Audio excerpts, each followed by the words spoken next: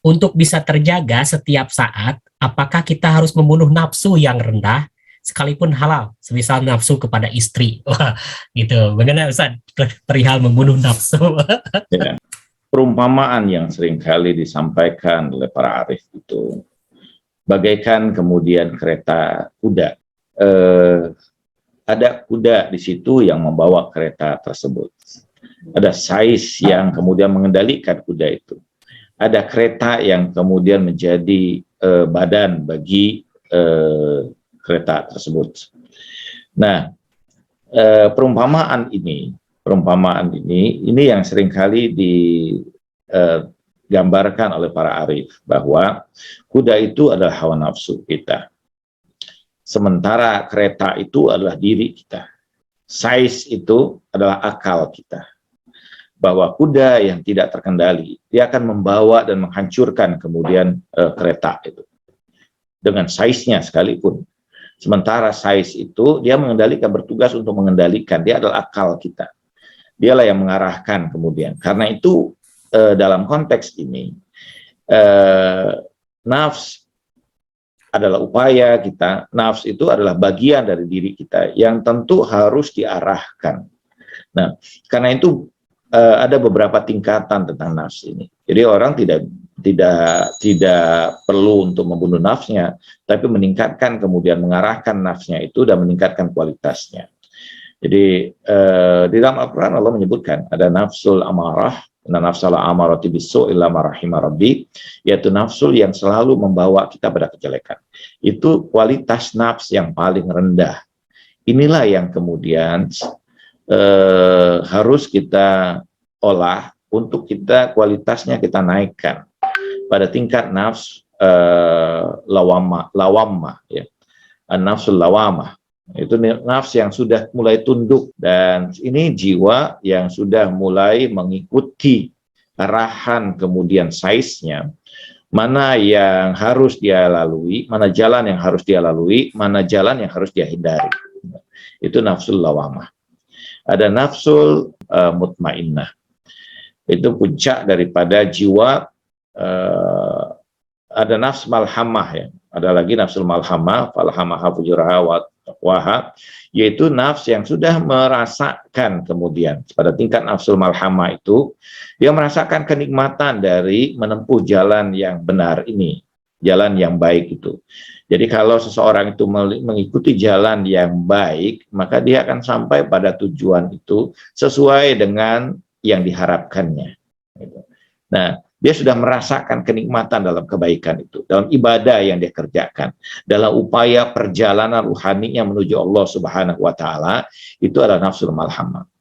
Tapi ketika sampai pada puncaknya, itu disebut dengan nafsul mutmainnah, di mana jiwanya itu atau nafsnya itu sudah betul-betul dia merasakan bahwa jalan yang ditempuh ini walaupun kemudian jalan itu membuat dia menderita dan sebagainya, tapi itu adalah jalan yang paling utama baginya, jalan yang di situ dia tentram bersama dengan Allah Subhanahu wa Ta'ala.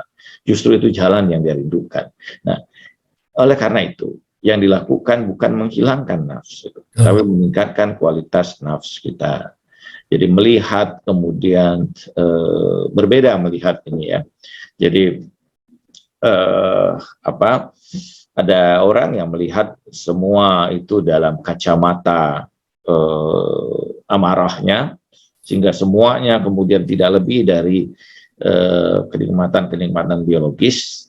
Tapi ada orang yang melihat itu dengan sesuatu yang lebih bernilai, bahwa di situ adalah kebahagiaan, ada nilai kasih sayang, ada nilai ketentraman padanya, dan seterusnya, ada nilai cinta kasih. Itu berbeda tentu saja. Kenapa berbeda cara pandang ini? Karena tingkatan melihatnya sudah berbeda. Jadi yang kita perlukan dalam para arif itu bukan membunuh nafs, tapi meningkatkan kualitas nafs kita. Ini ada lagi yang dari Pak Aris Awang. Apakah ada latihan untuk menjaga kesadaran setiap detik? Ada latihan tidak kesadaran setiap detik untuk meningkatkan kesadaran? Ya, di antara yang anjurkan atau ditawarkan para arif itu adalah suhbatus salikin. Artinya orang itu harus berusaha pertama begini. Kita sudah bicarakan pada konteks muraqabah pada yang lalu itu. Ada di antara upaya kita untuk melakukan kemudian kesadaran itu dengan menciptakan kemudian situasi yang mengitari kita. Hati kita ini, qalb kita ini adalah qalbut tamkin ya. Apa qalb tamkin itu? Adalah hati yang masih dalam keadaan mudah dipengaruhi. Suasana mempengaruhi kita, keadaan mempengaruhi kita. Kalau kita berada di sekitar orang yang membenci kita, kita merasa kemudian berubah keadaan hati kita. Kita bersama dengan orang-orang yang mencintai kita, berbeda juga kemudian hati kita. Nah, ada hati orang yang sudah pada tingkat qalbul yang disebut dengan qalbul sabit ya, hati yang tetap, hati yang sudah tidak lagi kemudian berbolak-balik. Orang-orang arif, orang-orang saleh, alih-alih hatinya atau dirinya dipengaruhi dari luar, tapi kehadirannya justru mempengaruhi orang yang ada di sekitarnya. Yamshi bainan nas binurillah. Mereka berjalan di antara manusia dengan cahaya Allah. Kita berada pada tingkat yang bawah seperti ini. Jadi karena itu tentu kita harus menjaga satu, ini nasihat para arif ya. Kita harus menjaga, kita harus berada di mana, bersama dengan siapa, bagaimana keadaan di sekitar kita. Karena tidak bisa kita tolak bahwa kita ini masih, hati kita masih berada pada tingkatan yang qalbut tamkin ini. Hati yang masih mudah diguncangkan oleh beragam pengaruh yang ada di sekitar kita. Kita harus berada pada pengaruh yang baik itu. Jadi di antara yang sederhana, misalnya bagaimana orang itu di ruangannya, di tempatnya itu selalu mengingatkan dia dengan baik, dengan tulisan kalimat Allah, atau kemudian gambar orang-orang yang soleh, atau menyediakan tempat yang khusus untuk dia beribadah, sesuatu yang mengitari dia. Kemudian juga tentu dia harus bersama dengan orang-orang yang baik, menjauhi orang-orang yang buruk. Dan kenapa? Karena kita masih mudah dipengaruhi.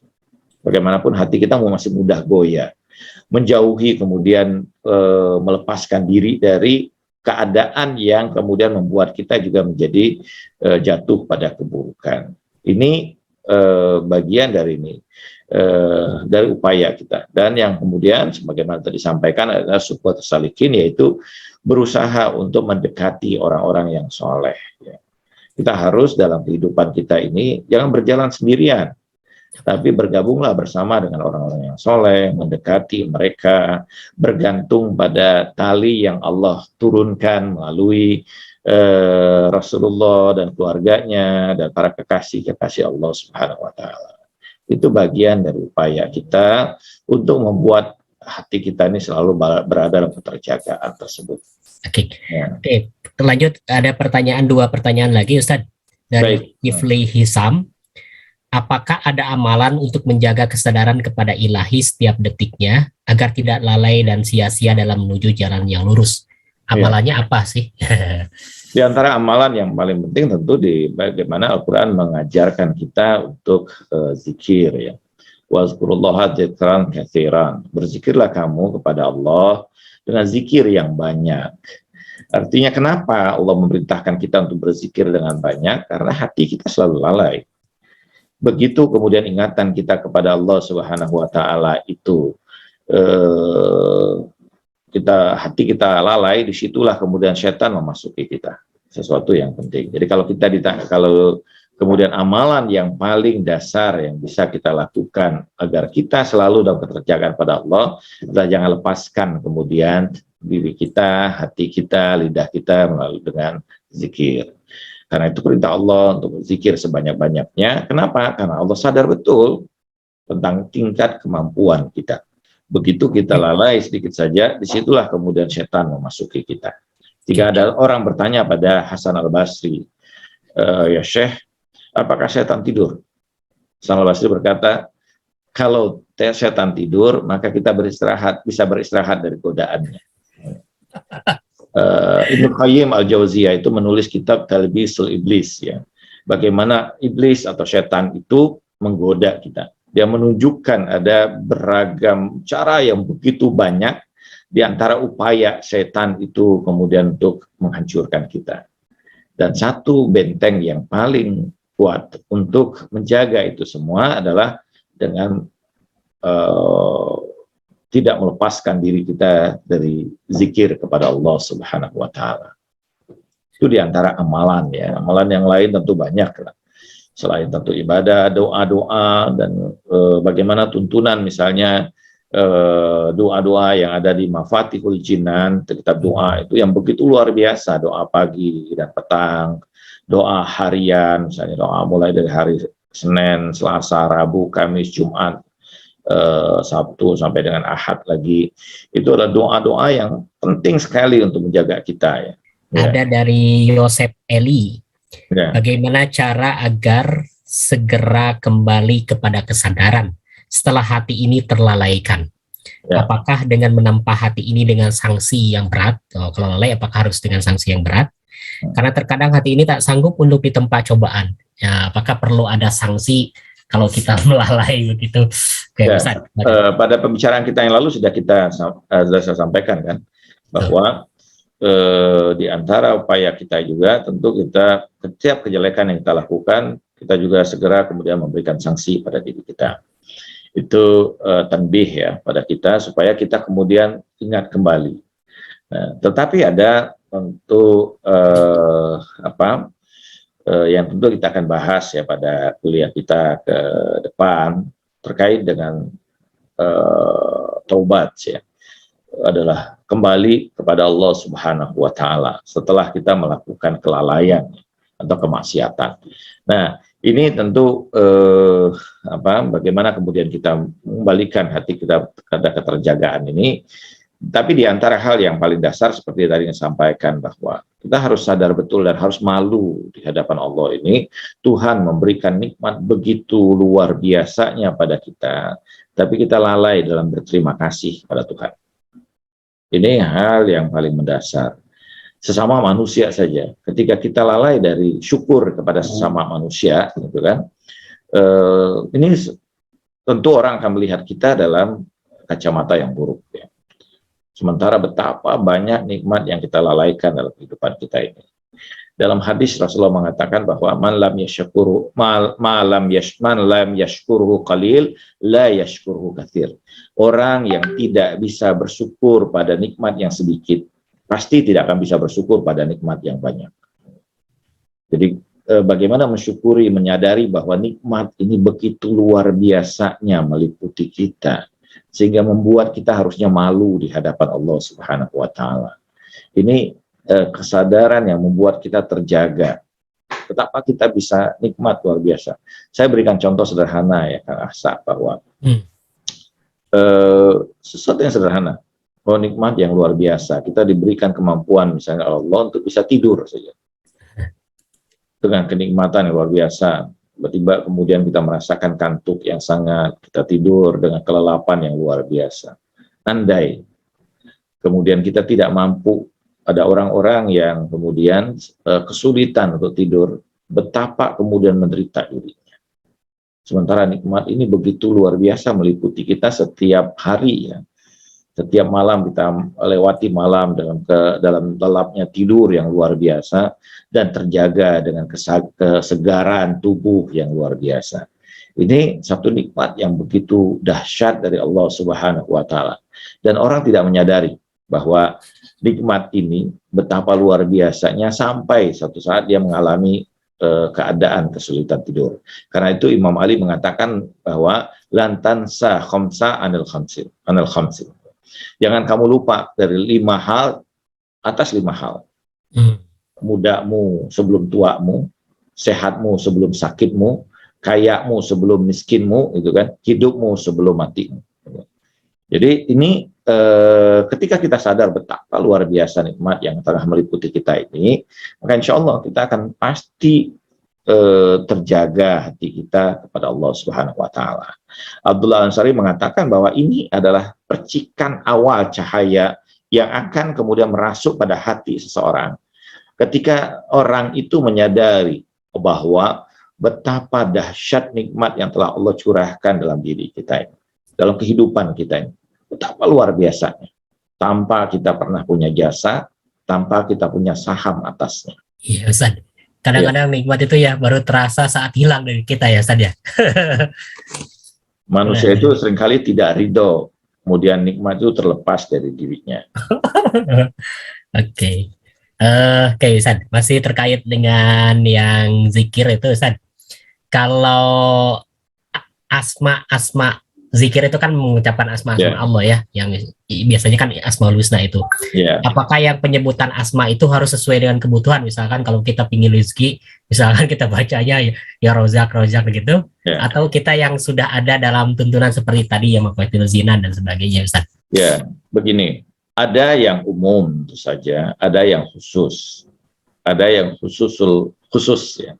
Jadi VVIP ya. Ada yang umum itu artinya kita berzikir apa saja ya. Boleh ya. Kita menyebut nama Allah, la ilaha illallah, subhanallah, walhamdulillah, wa la ilaha illallah, ya. Kita menyebut nama-nama ya Rahman, ya Rahim, ya Mujibas Sa'ilin, ya ya Muhaimin, ya Razak, ya Latif, ya Khabir, ya Wadud, ya Jabar, ya Mutakabir, dan seterusnya. Karena Allah sendiri memerintahkan demikian. Walillahil asmaul husna fad'uhu biha. Allah itu memiliki nama-nama yang indah, maka berdoalah kalian melaluinya. Itu adalah nama ya. Nah, kita boleh, dan ini sifatnya umum am ya. Ada kalanya kita punya hajat yang khusus ya. Ada tuntunan-tuntunan dalam konteks ini tentu saja. Baik ada doa-doa khusus yang terkait dengannya. Misalnya ada ta'qib isya ya, yang itu terkait dengan permohonan rezeki misalnya. Allahumma rzuqna rizqan wasi'an qariban wa sahlan ma'khazahu ya. Lana alam rizq biyadiman dan seterusnya ya.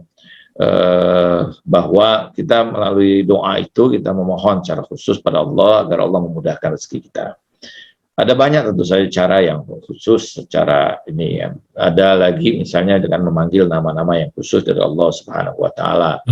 Ada lagi kemudian tentu mengikuti kemudian doa-doa yang diajarkan oleh Rasulullah atau Ahlul Baitnya yang khusus, misalnya doa untuk Raf'ud Dain, melepaskan diri dari belenggu hutang misalnya, atau meluaskan rezeki kita, atau memudahkan usaha yang kita kerjakan, atau memudahkan kemudian dagangan yang ingin kita jual misalnya. Ada doa-doa tentu yang khusus terkait dengannya ya. Itu sah-sah saja ya. Itu ini. Tetapi bagi seorang arif ini yang menjadi penting bahwa kita ini menyembah Allah yang mana? Apakah Allah yang hanya kemudian memberikan kebaikan untuk kita saja, ataukah Allah dalam konteks Allah yang mutlak?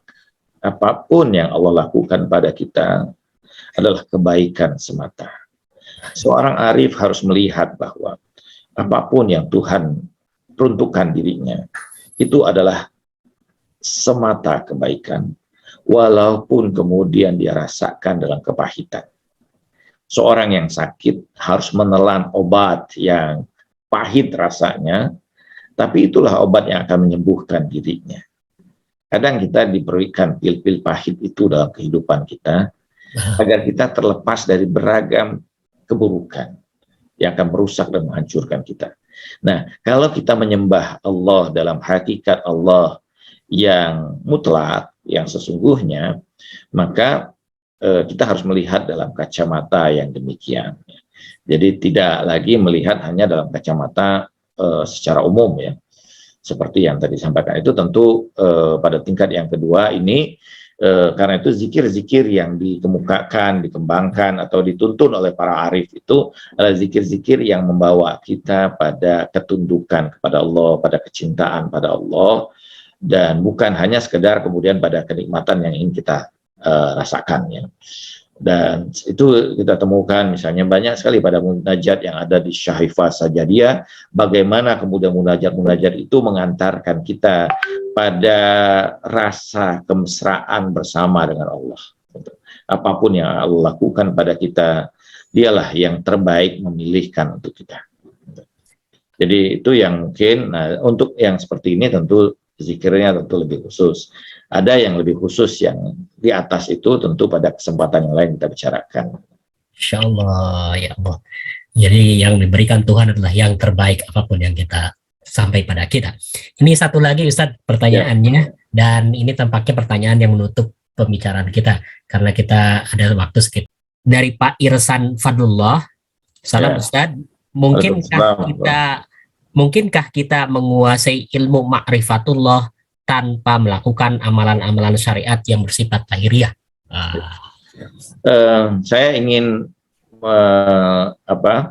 ada syair dari yang dikemukakan oleh Abdullah Al-Ansari juga, sebuah syair Persia, hakikat Daryo syariat kisti dan Daryo bicene syasti. Hakikat itu adalah lautan, syariat itu adalah perahunya. Di atas lautan kamu hendak duduk di mana kecuali di perahu. Orang bisa saja dia tidak sampai pada hakikat, tapi bahwa dia tetap menjalankan syariat, dia tetap bisa melayar di atas lautan. Orang bisa saja tidak menyelami lautan, tapi dia mampu kemudian melewati lautan itu dengan baik karena ada perahu yang dia tumpangi. Dan tetapi orang yang menyelami lautan, dia akan menemukan beragam hal di dalamnya. Dia akan menemukan keindahan panorama laut. Dia akan menemukan mutiara yang ada di lautan. Dia menemukan kemudian beragam makhluk yang luar biasa, yang itu semua tentu akan memperlihatkan kepadanya keindahan Allah Subhanahu wa Ta'ala. Karena itu kalau orang betul dia bisa berlayar, tapi dia tidak mengetahui hakikat lautan itu yang sesungguhnya. Ketika dia tidak menyelami lautan, dia selamat melewati lautan itu, tetapi bahwa dia tidak akan merasakan bagaimana hakikat lautan itu yang sesungguhnya. Inilah perbedaan antara bahwa kita tentu seperti Abdullah Ansari, bahwa kita tentu harus berada di perahu untuk bisa berlayar di lautan. Kalau tidak, kita tentu tenggelam. Tetapi bagi orang-orang yang sudah memiliki kemampuan, ya, bahwa bukan berarti bahwa dia meninggalkan perahu, ya, tapi bahwa dia bukan berarti bahwa dia meninggalkan syariat. Syariat adalah kunci bagi dia untuk mampu menempuh perjalanan rohani. Melepaskan syariat, dia akan menutup kembali pintu perjalanannya. Setuju Ustaz. Masya Allah.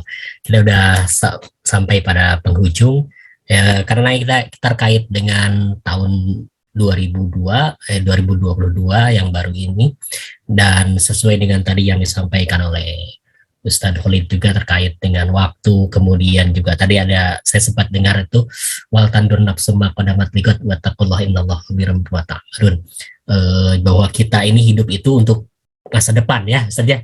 Nah, gitu. Keterjagaan kita juga nanti buat ke depan itu. Perjalanan kita panjang. Bahwa proses perjalanan kita ini tidak akan pernah berakhir hanya dalam kehidupan kita di dunia. Bahwa akhirat itu disebut akhirat karena dia akhir dari sebuah proses perjalanan yang panjang itu. Oke. Karena itu mohon Ustadz untuk menggapai perjalanan kita menuju akhirat ini, mohon untuk kita mohon doa dari Ustadz terkait dengan kehidupan kita yang akan ke depan seperti ini. Silakan Ustadz. Bismillahirrahmanirrahim. Allahumma salli wa sallim wa barik ala Muhammad wa ali Muhammad. Allahumma arifna nafsak fa illam tu'arifna nafsak la na'rif rasulak. Allahumma arifna rasulak fa illam tu'arifna rasulak la na'rif hujjatak. Allahumma arifna hujjatak fa illam tu'arifna hujjatak dalalna an dinina wa la tuzigh qulubana ba'da idh hadaitana. Ya Allah, kenalkan kami pada dirimu. Sekiranya kami tidak mengenalmu, maka kami tidak akan mengenal Rasulmu. Ya Allah, kenalkan kami pada Rasulmu. Sekiranya kami tidak mengenal Rasulmu, maka kami tidak akan mengenal hujahmu. Ya Allah, kenalkanlah kami pada hujahmu.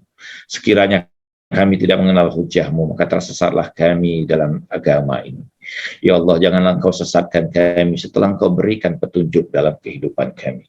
Wahai yang membolak-balikan hati dan pandangan. Wahai yang mempergilirkan malam dan siang. Wahai yang merubah-rubah keadaan, rubahlah keadaan kami menjadi sebaik-baik keadaan. Wassallallahu ala sayyidina Muhammadin wa ala akhirin. Walhamdulillahi rabbil alamin. Wassalamualaikum warahmatullahi wabarakatuh. Waalaikumsalam warahmatullahi wabarakatuh. Terima kasih Ustadz Khalid Al-Walid yang telah membimbing kita hari ini, mengajak kita untuk belajar senantiasa menjadikan diri kita terjaga. Insya Allah pekan depan kita akan lanjut kembali belajar tasawuf. Aku qouli hadza wa astagfirullah li wa lakum. Assalamualaikum warahmatullahi wabarakatuh.